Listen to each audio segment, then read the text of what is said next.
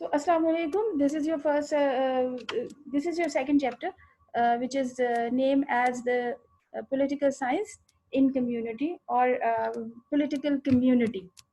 So, political community, when we are using the word political community, it simply means that we are talking about the state. So, anything related with the state is now we are studying, we are going to study, and we are discussing the whole thing which is related with the state. So रियासत हम पढ़ना शुरू कर रहे हैं और रियासत कैसे बनती है, रियासत में क्या चीज़ें ज़रूरी हैं, और रियासत कैसे शुरू में कैसी थी और अब कैसे है, ये अब आज से जो हम अपनी क्लास शुरू कर रहे हैं उसके अंदर हम इस तमाम चीज़ों को डिस्कस करेंगे.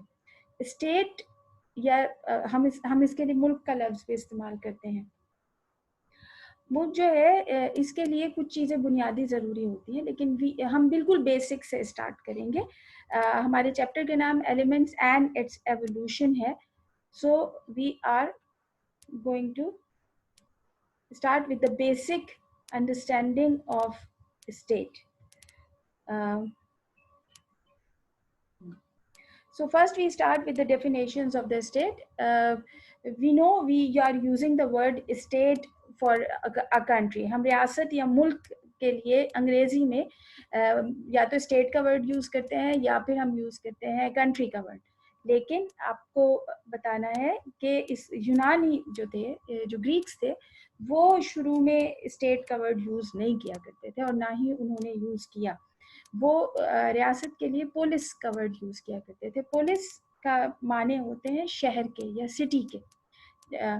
सो दे यूज द टर्म पुलिस, जबकि रोमन जो थे वो इसके लिए सिवियाटस का वर्ड यूज़ किया करते थे. So not the Greeks and not the Romans, both are never use the word state or a country for present state or a country. क्योंकि हम इन दो ज़बानों का जिक्र इसलिए करते हैं क्योंकि ये दोनों ज़बानें जो हैं ये हमारे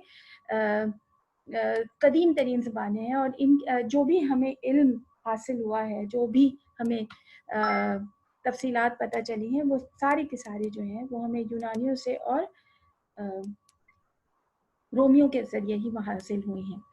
सो रोमन्स और ग्रीक्स ने स्टेट का वर्ड यूज़ नहीं किया, लेकिन इसके बावजूद जो हमें इब्तदाई मालूमात हासिल होती है रियासत की, वो हमें यूनानियों और रोमियों से मिलती है.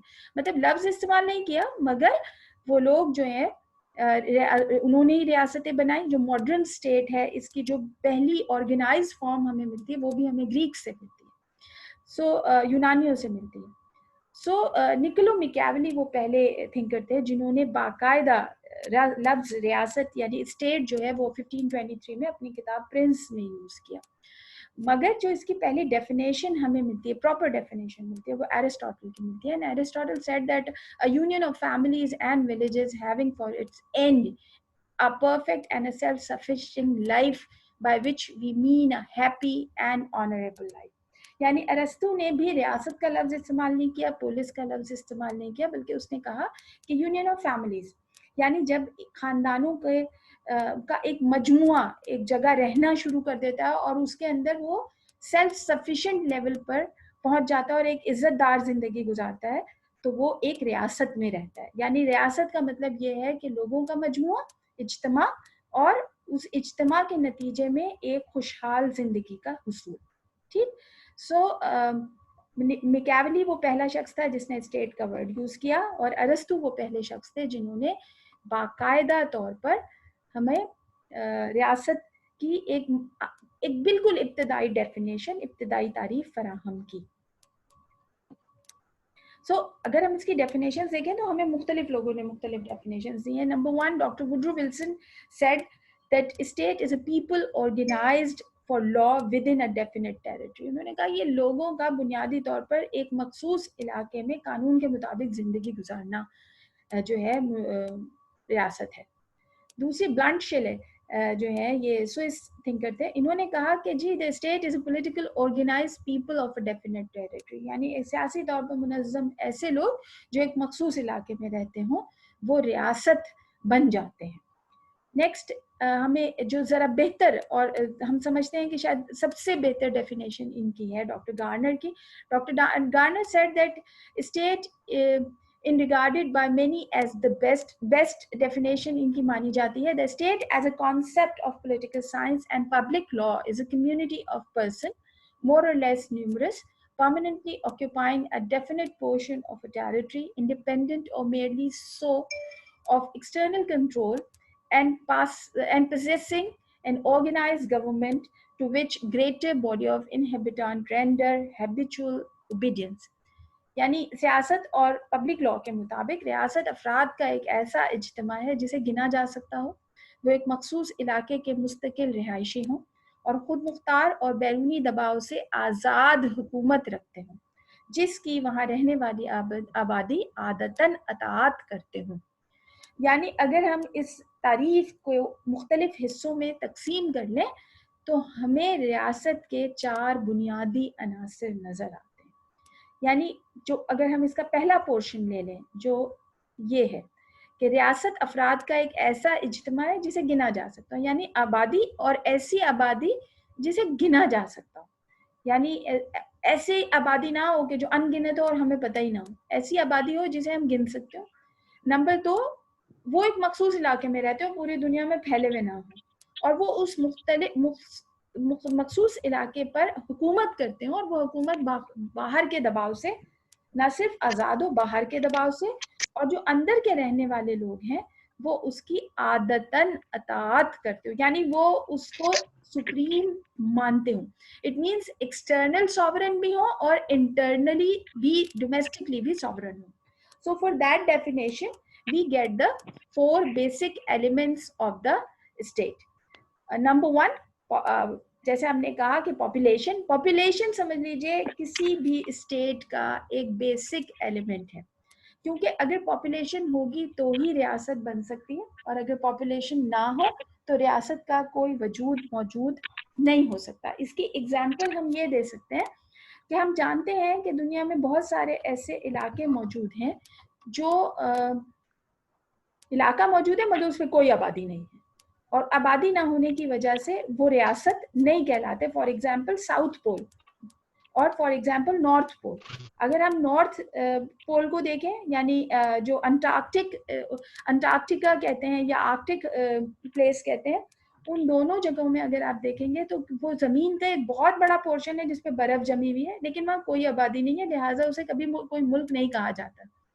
तो ये याद रखिए कि किसी भी मुल्क के बनने में, रियासत के बनने में जो पहला अंसर, जो लाजमी अंसर है वो आबादी का होना है. तो उसमें 2 चीज़ें आती हैं. नंबर 1 जो है वो उसका साइज़ है. नंबर 2, अच्छा जितने लोग भी हाथ उठा रहे हैं वो सब्र करें और सवाल जो है वो आखिर में पूछेंगे क्योंकि हम रिकॉर्ड कर रहे हैं और रिकॉर्डिंग में अगर इस किस्म की चीज़ें मतलब आप लोगों के सवाल आएंगे तो वो अच्छा नहीं लगेगा. हम आखिर में क्वेश्चन आंसर का सेशन रखेंगे, उसमें आप जो भी पूछना चाहेंगे वो हम आपको बिल्कुल वजाहत से समझाएंगे. तो सबसे पहली चीज़, जैसे मैंने आपको बताया कि आबादी में साइज़ है कि कितनी है. अच्छा, और आबादी ना तो इतनी कम होनी चाहिए कि वो आपकी ज़रूरियात पूरी ना कर सके, ना ही आबादी इतनी ज़्यादा होनी चाहिए कि वो आपके ऊपर बोझ हो जाए. नंबर 1, यानी बहुत ज़्यादा आबादी हो तो भी मसला होता है, बहुत कम आबादी हो तो भी मसला होता है. इसकी एग्जांपल जब हम आपको आबादी दोबारा से पढ़ाएंगे तो फिर हम आपको समझाएंगे. दूसरी चीज़ है कॉम्पोजिशन ऑफ पॉपुलेशन. पॉपुलेशन है कैसी, यानी उसके अंदर अभी जब हम कॉम्पोजिशन पढ़ते हैं तो इसमें 2 तरीके की कॉम्पोजिशंस पढ़ते हैं. कॉम्पोजिशन का मतलब हैयत जैसे हम कहते हैं. एक है कि आपकी उम्र के हिसाब से हैयत कैसी है, यानी आप आबादी में जवान ज़्यादा हैं, बूढ़े ज़्यादा हैं, बच्चे ज़्यादा हैं, औरतें ज़्यादा हैं या मर्द ज़्यादा हैं. दूसरी चीज़ आबादी की कॉम्पोजिशन में देखी जाती है कि पढ़े लिखे लोग ज़्यादा हैं या अनपढ़ लोग ज़्यादा हैं. स्किल्ड लोग मतलब ये है कि जिनको कोई हुनर आता है, हुनरमंद अफराद ज़्यादा हैं या गैर हुनरमंद अफराद ज़्यादा हैं, यानी ऐसे अफराद ज़्यादा हैं जिन्हें कोई काम करना नहीं आता, या फिर ऐसे अफराद ज़्यादा हैं जो मुख्तलिफ किस्म की स्किल्स रखते हैं. तो ये भी हम कॉम्पोजिशन में, आबादी की कॉम्पोजिशन में देखते हैं. अच्छा, इसका फ़ायदा ये होता है कि जब आपकी आबादी, आपको ये मालूम हो कि आपकी आबादी, जैसे फॉर एग्जांपल अगर स्किल्ड लेबर या स्किल्ड पॉपुलेशन ज़्यादा है तो वो मुल्क तरक्की करता है, और अगर अनस्किल्ड पॉपुलेशन ज़्यादा है तो उस मुल्क की आबादी अमूमन अपने मुल्क पर बोझ होती है और वो गरीब मुल्क कहलाते हैं. सेकंड जो एलिमेंट हमें इससे मिलता है, एसेंशियल एलिमेंट, वो है फिक्स टेरिटरी, यानी मुतय्यन इलाका। यानी आपका जो भी साइज है इलाके का, या जितना भी इलाका है जिस पर आपका कब्जा है, या आपका इलाका दुनिया ने उसे तस्लीम कर लिया है, तो उसकी जो एग्जैक्ट मेजरमेंट की जाती है उस, अच्छा, नंबर 1 मेजरमेंट की जाती है, तो उससे वो इलाका जो है वो रिकग्नाइज हो जाता है कि ये एक खास मुल्क का इलाका है, और इसके ऊपर दूसरा मुल्क अगर घुसेगा तो वो जंग तस्वुर की जाएगी। ठीक। दूसरा देखा जाता है कि उसकी नेचर कैसी है, यानी वो कितना जरखेज है, पहाड़ी इलाका है, दरियाई इलाका है, जजीरा है, या जो है प्लेट्यू है, सतह मरतफा है, रेगिस्तान है, तो ये इसके से ये चीज देखी जाती है। तीसरी चीज देखी जाती है बाउंड्रीज, सरहदें। देखिए कुछ मुल्क ऐसे होते हैं जिनको नेचुरल बाउंड्रीज मिल जाती हैं, यानी जजीरे जैसे, जैसे चारों तरफ उनके समंदर होता है, तो वो नेचुरली समंदर के दरमियान वाक़ होते हैं, तो समंदर उनकी सरहद बना देता है। इसी तरह कुछ इलाके पेनिनसुला होते हैं, जजीरा नुमा होते हैं, तो उनके 3 इतराफ समंदर होता है और एक इतराफ जमीन होती है, तो एक तरफ सरहद उनकी होती है और बाकी 3 इतराफ समंदर जो है वो मौजूद होता है।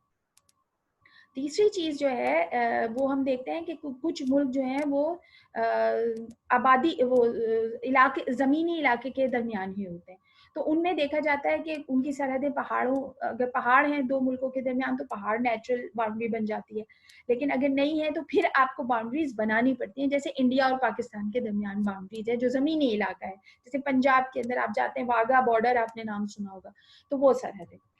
ये दो जो फर्स्ट 2 एलिमेंट्स हैं, आबादी और इलाका, ये दोनों को तबई अनासिर कहा जाता है, फिजिकल एलिमेंट्स कहा जाता है, यानी ये ऐसे एलिमेंट्स हैं जिन्हें हम देख सकते हैं, जिन्हें हम छू सकते हैं, जिन्हें हम महसूस कर सकते हैं। जो नेक्स्ट 2 एलिमेंट्स हैं उन्हें नॉन फिजिकल एलिमेंट्स कहा जाता है, यानी वो हम देख नहीं सकते हैं, वो जब काम करते हैं तो हम उन्हें महसूस करते हैं। तो नॉन फिजिकल एलिमेंट्स में जो तीसरा और जो इंतहाई अहम है, क्योंकि अगर ये ना हो तो मुल्क नहीं होता, यानी आबादी और इलाका हो और उनकी हुकूमत ना हो तो हम उसे मुल्क तस्वुर नहीं करेंगे, लिहाजा हुकूमत जो है वो तीसरा लाजमी अंसर है। और उसके अंदर भी 2 चीज़ें आती हैं, जैसे उसमें हम पढ़ते हैं कि हुकूमत के इदारे कौन से हैं, तो हुकूमत, organs of the government form the government basically. तो ऑर्गन्स जो हैं वो 3 बेसिक ऑर्गन्स होते हैं गवर्नमेंट के, वो हम फिर आपको आगे चल के पढ़ाएंगे। And then forms of the government, form यानी गवर्नमेंट किस किस्म की है, तो दुनिया में तकरीबन 6 किस्म की गवर्नमेंट्स होती हैं, हुकूमतें होती हैं, वो फिर हम आगे चल के आपको इसको डिटेल में डिस्कस करेंगे। तो फॉर्म्स ऑफ गवर्नमेंट, ये दोनों चीजें पढ़ते हैं। देन लास्ट पोर्शन, बट सबसे इम्पोर्टेंट वो है सुवरेनिटी, इक़्तिदार आला, मुक़्तदिर आला, हम मुख्तलिफ लफ्ज़ इस्तेमाल करते हैं। तो सबसे पहले आपको ये पता होना चाहिए कि what is the meaning of मुक़्तदिर आला, what is the meaning of sovereignty, और उसी के साथ हमारे पास दुनिया में मुख्तलिफ किस्म की सोवरेनिटीज होती हैं।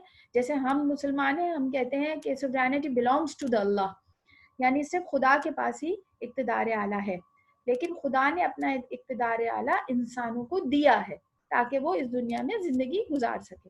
तो उसके बाद इंसान उस इक़्तिदार आला को किस तरह से इस्तेमाल करता है, इससे मुख्तलिफ किस्मों की सोवरेनिटीज या मुख्तलिफ किस्म के मुक़्तदिर आला जन्म लेते हैं। तो ये भी हम इस चैप्टर में डिस्कस करेंगे। अब चलते हैं एसेंशियल एलिमेंट्स। जैसे मैंने आपको बताया था कि जो बुनियादी अनासर हैं उनमें जो पहला आंसर है वो है आबादी। देखिए, याद रखिए, दुनिया में कोई भी आबादी का कोई डेफिनेट जो कॉन्सेप्ट है वो मौजूद नहीं है।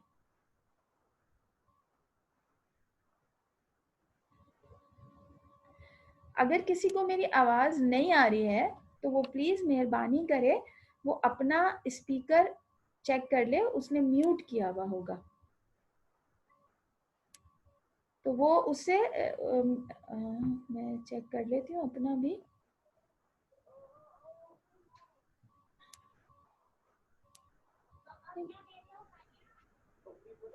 मेरी आवाज़ तो जा रही है सबको, मेरी आवाज़ आ रही है आप सब लोगों को? प्लीज़ बता दीजिए मुझे।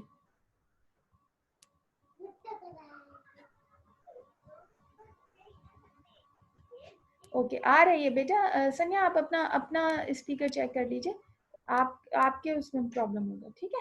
ओके, जैसे मैंने आपसे कहा कि दुनिया में आबादी का कोई प्रोपोर्शन मौजूद नहीं है कि कितनी आबादी होनी चाहिए, कितनी आबादी बेस्ट होती है, ये अभी तक जो है फाइनलाइज नहीं हुआ है कि इतनी आबादी होगी तो ये बेहतरीन होगा।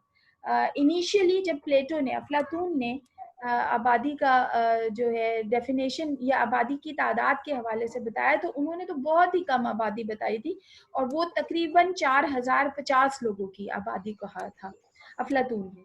इसी तरीके से जो अरस्तु थे उन्होंने उसको थोड़ा बढ़ा दिया था, क्योंकि अरस्तु जो है वो अफलातून आप जानते हैं मिसाली रियासत, मिसाली मुफक्किर माने जाते हैं।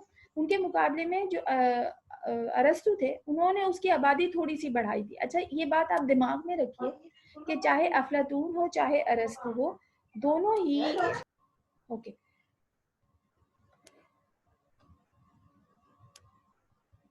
आबादी का जैसे मैंने आपको बताया कि अरस्तु या अफलातून के ज़माने में लोग बहुत ही कम थे। हम आज से 500 साल कबल मसीह की बात करें, यानी तकरीबन हम 2500 साल पहले की बात कर रहे हैं जब हम अफलातून या अरस्तु की बात करते हैं। तो उस ज़माने में अफराद ही कम थे, तो वो उसी के हिसाब से बताया करते थे, और मुल्क भी कोई बहुत बड़े मुल्क नहीं थे, छोटे छोटे सिटी स्टेट्स हुआ करती थी, और यूनान के तो रियासतें बहुत छोटी हुआ करती थी। फिर उसमें ये कि वो हर वक्त लड़ते रहते थे, तो उसके हिसाब से भी उनकी आबादी कम होती रहती थी। लेकिन दुनिया में मुत्तफ़िक़ा राय ये है कि आबादी ना तो इतनी ज़्यादा होनी चाहिए कि आप उसको एक बेहतरीन ज़िंदगी ना फराहम कर सकें, और ना ही आबादी इतनी कम होनी चाहिए कि वो अपने वसाइल को सही तरीके से बाहर ना निकाल सके या उसका इस्तेमाल ना कर सके। जैसे कि मैं आपको एग्जांपल देती हूँ कि इस वक्त दुनिया की सबसे बड़ी आबादी चीन की है और दूसरी बड़ी आबादी हिंदुस्तान की है। अच्छा, चीन की आबादी और हिंदुस्तान की आबादी में जो फ़र्क है वो ये है कि चीन की आबादी ज़्यादा होने के बावजूद स्किल्ड है, यानी वो हुनरमंद अफराद की आबादी है। उन्हें बचपन से ही पढ़ाई के साथ कोई ना कोई हुनर सिखाया जाता है, और उसकी वजह से वो अपने मुल्क पर बोझ नहीं है। वहाँ पर बड़ा बच्चा बूढ़ा सब जो है वो कोई ना कोई काम ऐसा करते हैं जिसकी वजह से वो अपने मुल्क के लिए प्रोडक्टिव हैं। इसके मुकाबले में अगर हम हिंदुस्तान की आबादी देखें तो वो अब चीन से तकरीबन कोई 10 या 15 करोड़ कम रह गई है, यानी तकरीबन 1 करोड़ 30 करोड़ की आबादी है। लेकिन आबादी बहुत ज़्यादा है, और वहाँ पर स्किल्ड लेबर जो है या स्किल्ड वर्कर की तादाद कम है, लिहाजा ये आबादी अपने मुल्क पर बोझ है, और हिंदुस्तान एक गरीब मुल्क है but as compare to China.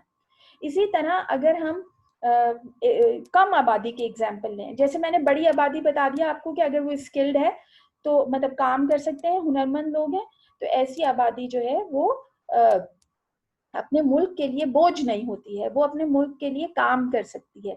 इसके मुकाबले में ऐसी आबादी जिसे कोई ख़ास हुनर नहीं आता है, तो वो ऐसी आबादी अमूमन चाहे वो कम हो चाहे वो ज़्यादा हो, वो अपने मुल्क पर बोझ बन जाती है। इसके मुकाबले में अगर मुल्क बहुत बड़ा है और आबादी बहुत कम है, इस सूरत में भी वो मुल्क यानी वो खित्ता ज़मीन जो है वो उसको सही तरीके से इस्तेमाल उसका नहीं हो पाता, और वो फिर दुनिया से जो है लोगों को अपने मुल्क में लाकर बसाते हैं। इसकी एग्जाम्पल हमारे पास ऑस्ट्रेलिया और कनाडा की है।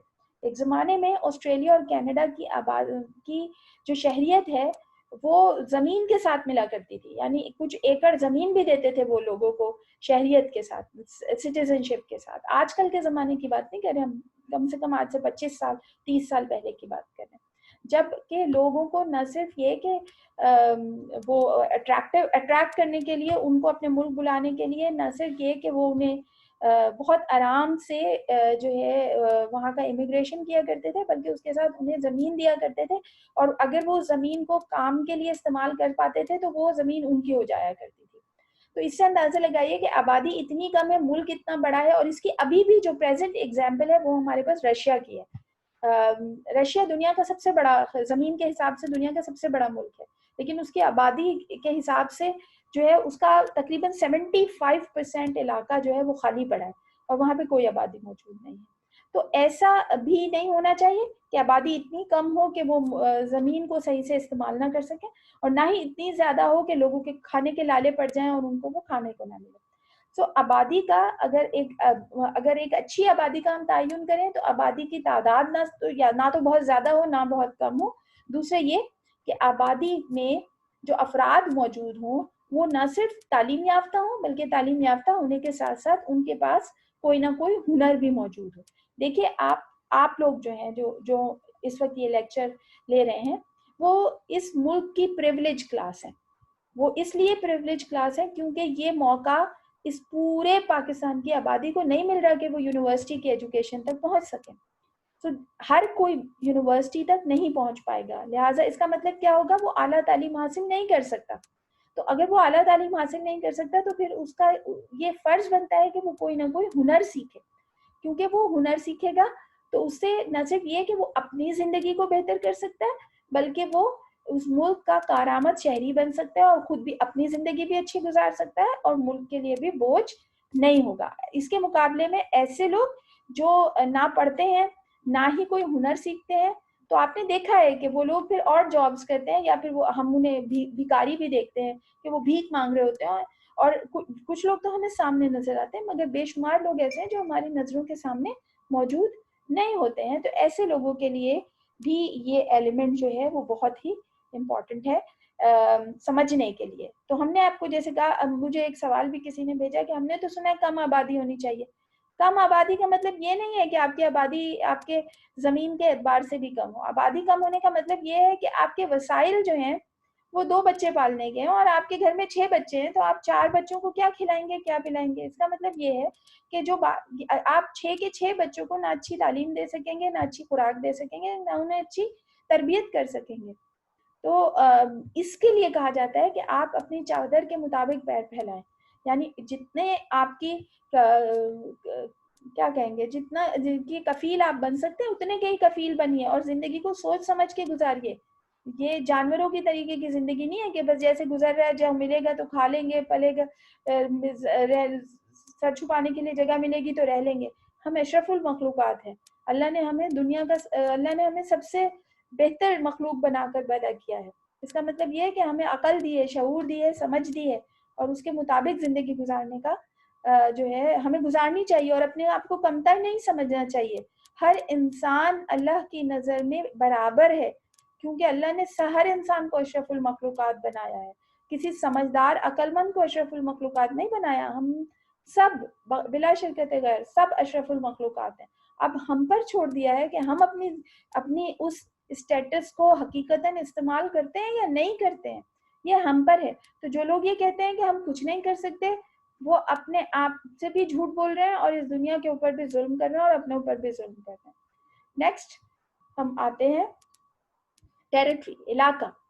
ये सेकंड एसेंशियल एलिमेंट है रियासत का एंड इट इज देखिए state basically is a territorial unit. रियासत है ही एक इलाकाई इकाई और definite territory is it's essential component. देखिए अगर एक रियासत का इलाका मुतय्यन ना हो, वो फिक्स ना हो और दूसरे ममालिक उसे तस्लीम ना करें तो ऐसी सूरत में उन लोगों के दरमियान मुसलसल झगड़े होते रहेंगे उस इलाके के पर अपना इख्तियार जताने के लिए। सो फॉर दैट एसेंशियल मतलब डेफिनेट टेरिटरी होना बहुत ज़रूरी है, यानी फिक्स इलाका होना बहुत ज़रूरी है और उसमें समंदर और फिज़ा जो है वो भी शामिल होते हैं। जब हम इलाके की बात करते हैं तो इसका मतलब सिर्फ ज़मीनी इलाका नहीं है बल्कि आपकी सरहद से लगने वाला समंदर और आपके समंदर और ज़मीन के ऊपर मौजूद फिज़ा, हवा, यानी वो भी आसमान जो है वो भी उसका हिस्सा है। So the size of territory of a state can be big or small, यानी दुनिया में मुल्क छोटे भी होते हैं और बड़े भी होते हैं। जैसे हमने अभी आपको बताया कि दुनिया का सबसे बड़ा मुल्क जो है इलाके के एतबार से वो रशिया है, सेकंड जो बड़ा मुल्क है वो कनाडा है, थर्ड जो है वो चाइना है, फोर्थ जो है वो अमेरिका है एंड देन फिफ्थ जो है वो ब्राजील है एंड सिक्स्थ जो है वो ऑस्ट्रेलिया है। तो दुनिया में इसी तरह दुनिया में बहुत छोटे छोटे मुल्क हैं लाइक मालदीव्स आइलैंड। मालदीव जो है वो बहुत ही छोटा सा मुल्क है। अगर इस वक्त जो हमने ऊपर मैप लगाया हुआ है, नक्शा लगाया हुआ है, उसमें नजर भी नहीं आ रहा है। इसी तरह मोंटेनीग्रो एक बिल्कुल छोटा सा मुल्क है, यूरोप में है। इसी तरह मोनाको एक छोटा सा मुल्क है, यूरोप में है, हमें नजर भी नहीं आता। तो आबादी का जो इलाका है उसका साइज बड़ा और छोटा हो सकता है, लेकिन चाहे वो छोटा हो चाहे वो बड़ा हो, उसका इलाका फिक्स होना चाहिए और दुनिया उस इलाके को उस मुल्क का हिस्सा मानती हो, यानी तस्लीम करती हो. That is a most important thing, that the world must be recognized that portion of territory belongs to the specific country or specific people. Okay, so state, I already example मैंने आपको दिया है ये कि रशिया है, Canada है, USA है, India, China, Brazil, ये सारे लार्ज साइज मुल्क हैं. इन्हीं के मुकाबले में हम देखते हैं नेपाल है, भूटान है, मालदीव्स है, स्विट्जरलैंड है, टोगो, ब्रोंडी, रवांडा, ये सब बहुत छोटे छोटे से मुल्क हैं, स्मॉल टेरिटरीज हैं. The whole territory of the state is under the sovereignty of the supreme power of the state. यानी इलाके के ऊपर जो है रियासत का मुक्तदिर जो इख्तियार है वो कायम होना जरूरी है. All persons, organisations, associations, institutions and places located within its territory are under the sovereign jurisdiction of the state. यानी उस जमीन के ऊपर मौजूद हर चीज, जिंदा या लिविंग और नॉन लिविंग, यानी जानदार या गैर जानदार, वो उस इलाके के दायरे इख्तियार में शामिल है. अब हम आते हैं आगे. जैसे मैंने आपसे ये हम पढ़ा चुके हैं पहले, लेकिन हम इसको ब्रीफ आगे करेंगे. देखिए, हमने आपको लैंड टेरिटरी बता दी है कि जमीन का वो पूरा नापा हुआ इलाका, that must be in a controlled of the country. ये फॉर्मली मतलब जैसे हमने आपको बताया कि उसमें पहाड़ आ सकते हैं, उसके अंदर मैदान हो सकते हैं, उसमें दरिया हो सकते हैं. अब आप उसे मुख्तलिफ सूबों में तकसीम कर सकते हैं या आप उसे एक इकाई के तौर पर भी रख सकते हैं. दुनिया में जितने अमूमन जो छोटे मुल्क होते हैं वो एक इकाई यानी यूनिटरी स्टेट रखते हैं, और दुनिया में जो बड़े मुल्क हैं जो जिनका ज़मीनी इलाका बहुत बड़ा है वो उसे मुख्तलिफ सूबों में तकसीम करते हैं. तो दोनों सूरतों में, या चाहे वो सूबाई तकसीम हो चाहे वो एक इकाई के तौर पे मौजूद हो, दोनों सूरतों में जो ज़मीनी इलाका है वो एक रियासत की पहचान होता है, और ज़मीनी इलाके से ही उसके समंदर और फिजा का तायुन होता है. जैसे हमने आपको बताया वाटर टेरिटरी. अब समंदरी इलाका जो है वो ज़मीन के आखिरी हिस्से से बैनुल अक़वामी कानून के तहत नापा जाता है. ये 1982 यूनाइटेड नेशंस की कन्वेंशन के तहत जो है तकरीबन 12 नॉटिकल जो है वो समंदर का इलाका जो है वो उस जमीन उस मुल्क का इलाका तस्लीम किया जाता है जो जिसका साहिल जो है वो उस ज़मीन जो है समंदर से लगती हो. अब इसके अंदर कुछ मुख्तलिफ चीज़ें शामिल की गई हैं, क्योंकि कुछ मुल्क, देखिए समंदर तो बहुत बड़ा है, आप जानते हैं दुनिया में 3 हिस्से पानी है और 1 हिस्सा ज़मीन है. तो 3 हिस्से पानी में कहीं पर समंदर में जो ज़मीन है वो बहुत दूर दूर है और कहीं बहुत करीब करीब है. तो जो दूर दूर ज़मीन है वहाँ पर तो इतना मसला नहीं होता, लेकिन जो करीब करीब मुल्क हैं, जैसे गल्फ़ के मुल्क हैं, गल्फ़ आप जानते हैं जो मशरिक़ वस्ता है, जो पर्शियन गल्फ़ है, उनके अंदर जो मुल्कों के ये समंदरी इलाका है. आप लोग प्लीज़ अपने माइक को बंद कीजिए. जो समंदरी इलाका है वो करीब है, तो वहाँ पर ये जो है बहुत ज़रूरी था कि ये पैमाइश कर दी जाए कि कितना समंदरी इलाका एक मुल्क की जो है समंदरी इलाका तस्वुर किया जाएगा. लिहाजा यूनाइटेड नेशंस ने बाकायदा इसके लिए कन्वेंशन पास की और उसके तहत समंदरी इलाके का तयन किया.